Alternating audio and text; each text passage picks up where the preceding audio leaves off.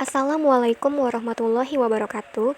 Halo semuanya, perkenalkan nama saya Mela Farihunisa dari Fakultas Pendidikan Psikologi Universitas Negeri Jakarta.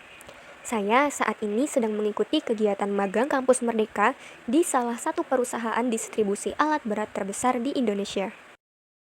Sejak awal magang, aku telah diberikan dua buah proyek, yaitu mengenai hybrid working method dan juga productivity standardization.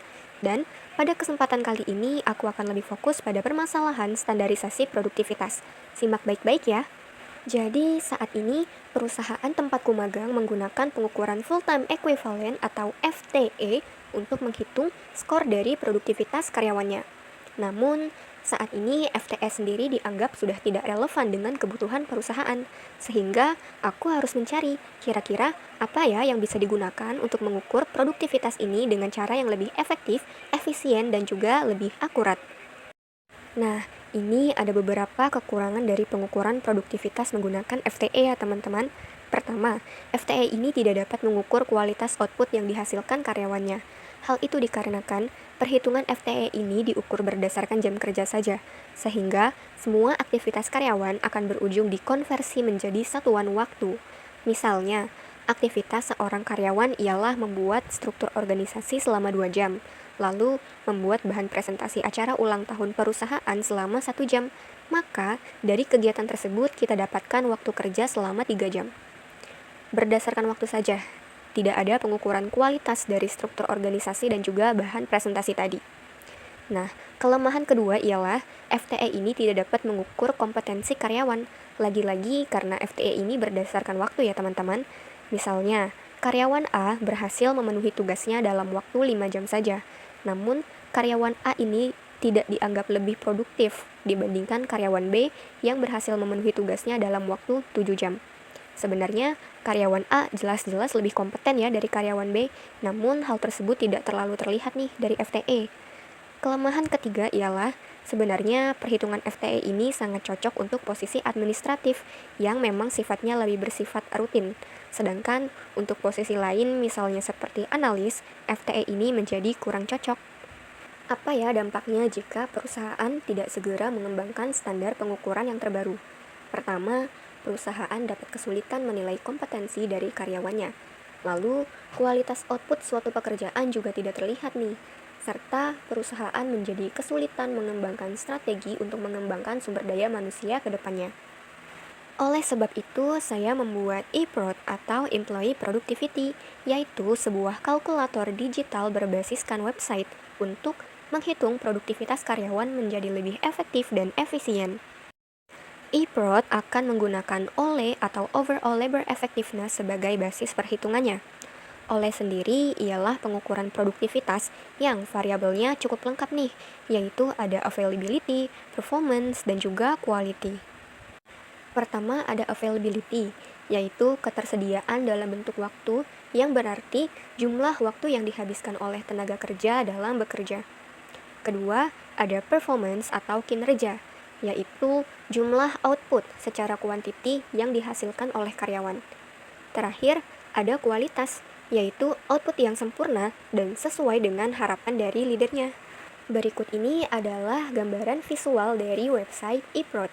Terdapat beberapa data yang harus kita masukkan terlebih dahulu sebelum mendapatkan skor produktivitas karyawan.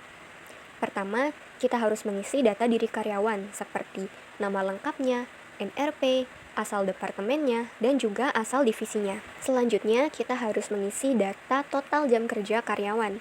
Data jam kerja ini dapat diakses melalui alat monitoring pekerjaan milik internal perusahaan yang sudah ada sebelumnya. Nah, dari alat monitoring tersebut, kita akan mendapatkan data seperti kegiatan A dilakukan selama sekian jam, begitu pula dengan kegiatan lainnya. Sehingga, pada alat tersebut akan diakumulasikan total jam kerja karyawan. Selanjutnya, kita juga harus mengisi kolom jumlah KPI yang harus terpenuhi dan juga jumlah KPI yang benar-benar terpenuhi secara aktual. Nah, data tersebut juga kita dapatkan melalui alat monitoring pekerjaan milik internal perusahaan. Selanjutnya ada pengisian output index. Output index merupakan aspek kualitas yang akan dihitung dalam website ini. Output index ini harus diisi oleh kepala departemen atau leader masing-masing melalui form yang akan diberikan sebelumnya. Nah, output index ini berisi ada dua. Yang pertama, impactfulness, dan yang kedua adalah punctuality. Impactfulness ini mengukur seberapa berpengaruh sih output yang dihasilkan oleh karyawan. Nah, selanjutnya ada punctuality, yaitu seberapa tepat sih waktu karyawan menyelesaikan KPI-nya. Aspek output index ini sangat penting untuk menilai seberapa bagus kualitas hasil pekerjaan dari karyawannya. Pemberian skor kualitas ini juga dapat meminimalisir subjektivitas kepala departemen atau leader, karena leader harus melihat output karyawan terlebih dahulu sebelum memberikan penilaiannya di sini. Jika semua data sudah terisi, kita dapat mengklik input untuk selanjutnya mendapatkan skor akhir. Selanjutnya, bagaimana sih tahap-tahap dari implementasi eProd ini? Pertama, ada tahap pembuatan, yaitu saya sebagai pemberi ide akan bekerja sama dengan tim dari divisi lain, yaitu divisi teknologi, untuk merealisasikan ide ini. Saya akan melakukan rapat bersama dan juga diskusi mengenai kemungkinan terbentuknya eProd ini.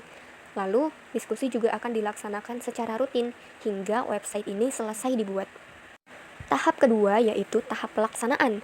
Di sini masih berupa uji coba, di mana saya akan meminta data aktivitas kerja dari sampel yaitu 5 orang karyawan di divisi Human Capital terlebih dahulu. Selanjutnya, uji coba ini juga dapat dilakukan dengan cara sampling 5 orang karyawan dari setiap perwakilan divisi yang ada di perusahaan. Terakhir adalah tahap evaluasi, di mana saya akan mendapatkan skor akhir nih dari produktivitas sampel uji coba. Selanjutnya, saya akan melihat apakah angka yang tertera sudah masuk akal, atau malah ada yang salah dengan pengukuran ini. Jika terdapat kesalahan, maka akan diperbaiki terlebih dahulu. Jika data yang didapat sudah masuk akal dan disetujui oleh mentor, maka website ini dapat digunakan untuk perusahaan mengukur produktivitas karyawannya dalam waktu tahunan. Data ini sangat penting dan dapat digunakan untuk melihat apakah seorang karyawan mengalami workload yang berlebihan, membutuhkan coaching and counseling, membutuhkan lebih banyak karyawan baru, mendapatkan bonus finansial yang lebih besar, ataupun karyawan tersebut harus diberhentikan jika memang terbukti produktivitasnya rendah.